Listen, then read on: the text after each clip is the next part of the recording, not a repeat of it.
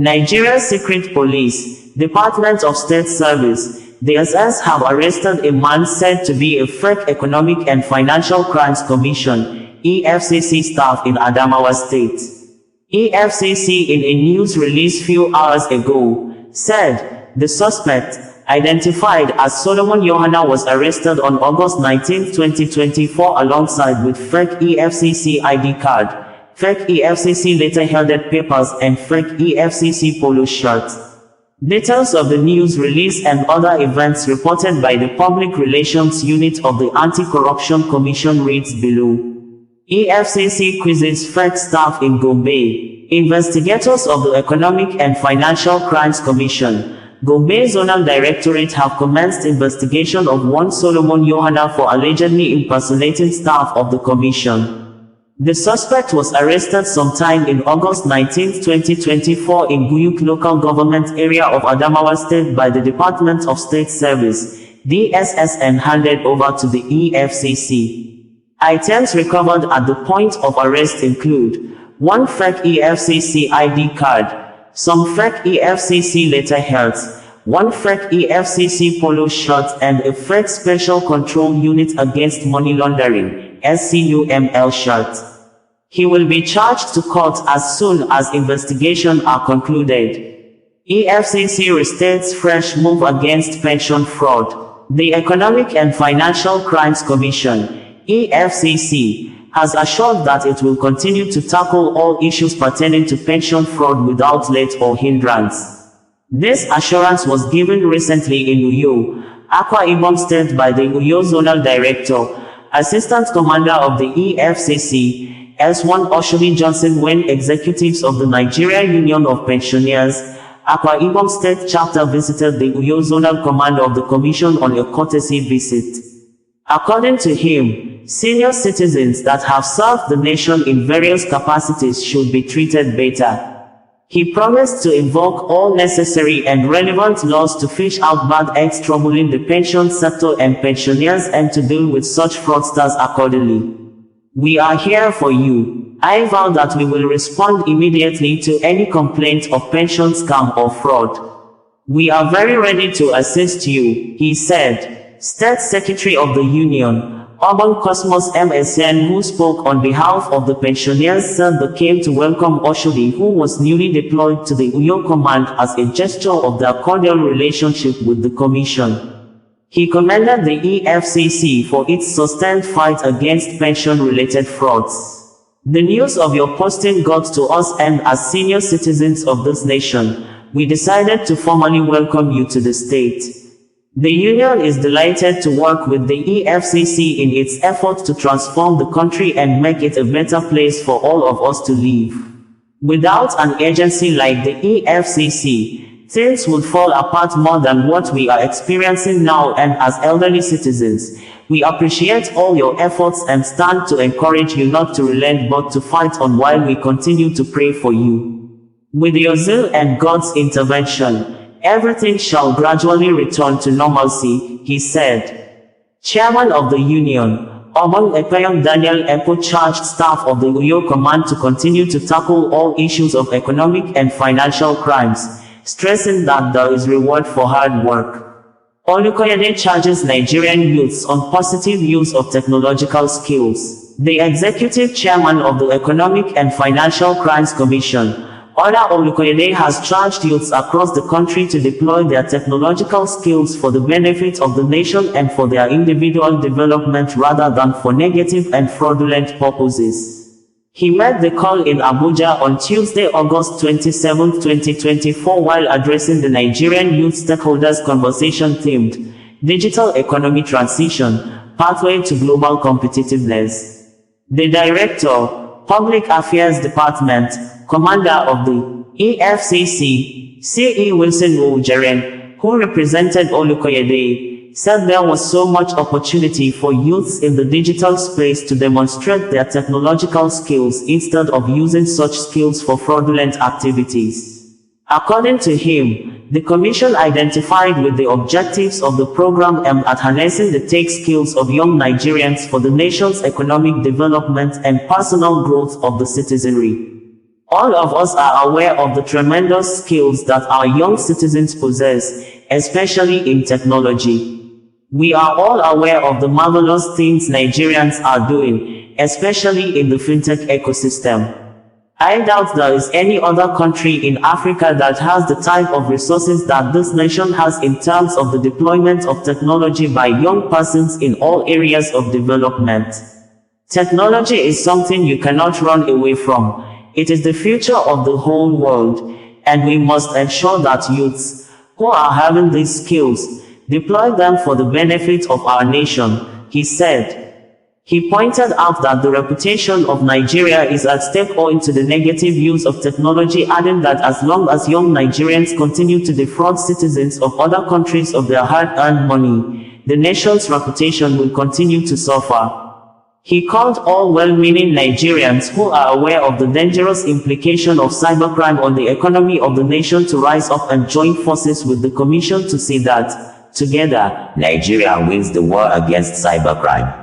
According to Olukoyede, it's time Nigeria moved back to the foundation era of moral values. The foundation of our moral values is threatened by the emphasis we have placed on wealth. It is really saddening that parents across the country today do not frown at sudden wealth by their children.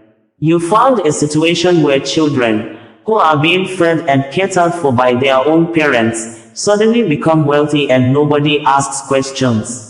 Across our campuses, we have young people who are driving cars that their parents can only have in their dreams, yet nobody asks questions.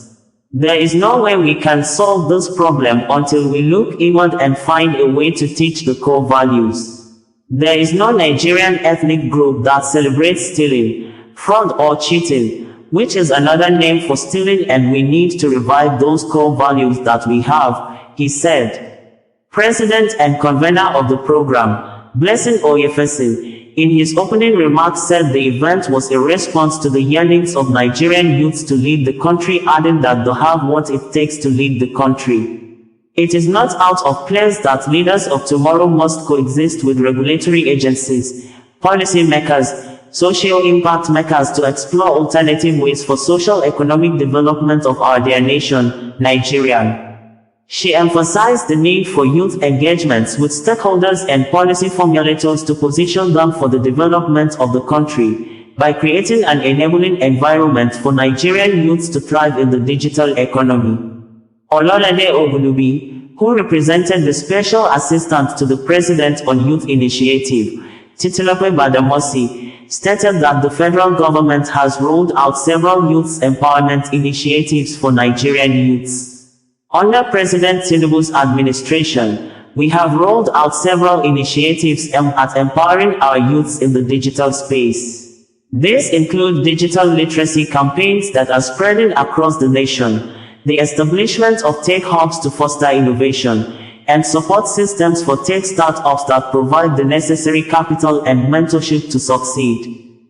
Our commitment is unwavering, and our goal is clear: to create an enabling environment where every Nigerian youth can thrive in the digital economy. I urge all Nigerian youth to seize the opportunities presented by the digital economy. The future is digital, and it is in your hands. The federal government is committed to supporting you every step of the way, providing you with the tools, resources, and opportunities to succeed, she said. AML, CFT regulations, Olukoyede charges lawyers on due diligence. The Executive Chairman of the Economic and Financial Crimes Commission, EFCC, Ola Olukoyede, has called on lawyers across the country to always observe due diligence in their practices. This, according to him, is necessary for them to know the background of their clients so as not to run foul of the Anti-Money Laundering and Counter-Terrorism Financing (AML-CTF) regulations. Speaking on Tuesday, August 27, 2024 at a panel discussion on money laundering during the 64th Annual General Conference of Nigerian Bar Association (NBA) Conference 2024 in Lagos, the EFCC's boss said, "As lawyers, we are supposed to hold a position of trust in our professional conduct. While we try to comply with international laws and regulations, we should also do what is right for ourselves so as to protect the sanctity of our profession, which is very key. While appreciating the international conventions against money laundering, the EFCC's chair emphasized that doing the right thing doesn't necessarily come from the way of international conventions. If you do the right things, they will automatically take you out of the gray list.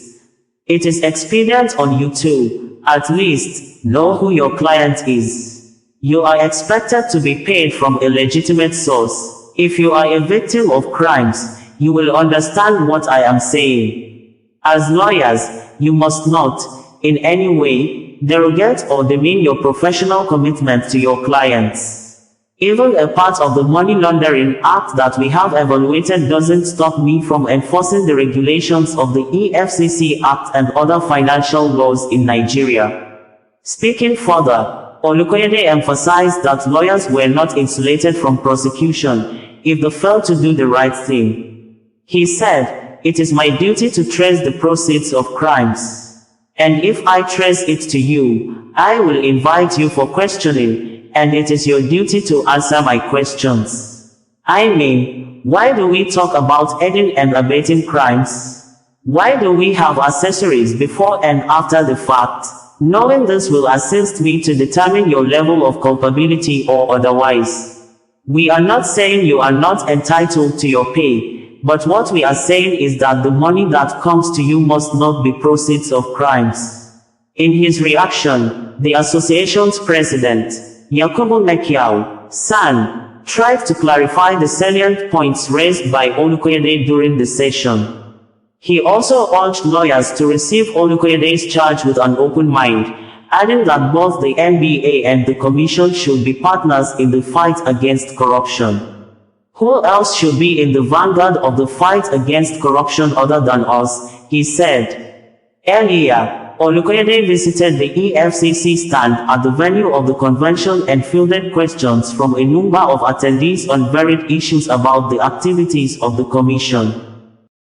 OsazuwaAkonedo, bringing you the news in a more digital way.